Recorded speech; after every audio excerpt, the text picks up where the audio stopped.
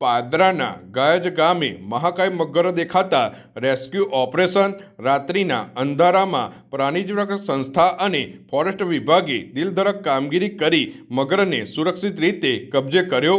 પાદરા તાલુકામાં મગરો માનવ વસાહત તરફ આવી ચડવાના બનાવો હવે કોઈ નવા રહ્યા નથી। અવારનવાર નદી કાંઠાના ગામોમાં મગરો દેખાવાની ઘટનાઓ સામે આવતી રહે છે।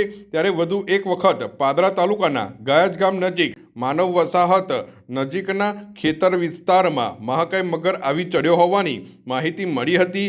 આ અંગે પ્રાણીજીવક સંસ્થાને કોલ મળતા સંસ્થાના સભ્યો તેમજ વન વિભાગના અધિકારીઓ તાત્કાલિક ગાયજ ગામે પહોંચી ગયા હતા। રાત્રિના અંધારામાં દિલધડક રેસ્ક્યુ ઓપરેશન હાથ ધરવામાં આવ્યું હતું। ભારે જહેમત બાદ મહાકાય મગરને સુરક્ષિત રીતે કાબૂમાં લઈ તેને વન વિભાગની કસ્ટડીમાં લાવવામાં આવ્યો હતો।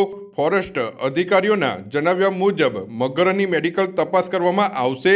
ત્યારબાદ તેને કુદરતી વાતાવરણમાં જ્યાં પૂરતું પાણી અને અનુકૂળ પરિસ્થિતિ ઉપલબ્ધ હોય તેવા સ્થળે ફરી મુક્ત કરવામાં આવશે। મારું નામ આર્ય રોકી છે। હું પાદરામાં પ્રાણીજીવ સંસ્થામાં સેવા આપી રહ્યો છું। આજરોજ જણાવવાનું કે અમને ગત રાત્રે અમારી હેલ્પલાઇન નંબર પર કોલ આવ્યો હતો ગાયજ ગામેથી કે એક મહાકાય મગર અમારા એક ખેતરની અંદર ઘૂસી આવેલ છે અને ત્યાં આજુબાજુના લોકો ત્યાં નજીકમાં લોકો રહી પણ રહ્યા છે। તો તાત્કાલિક ધોરણે પાદરા વન વિભાગ આરએફઓ સાહેબને જાણ કરી તેઓની ટીમને ફોરેસ્ટ ખાતાની ટીમને મોકલી અને તેઓને સાથે રાખીને અમે મગરને સહી સલામત પકડી પાદરા વન વિભાગે જમા કરી દેલ છે।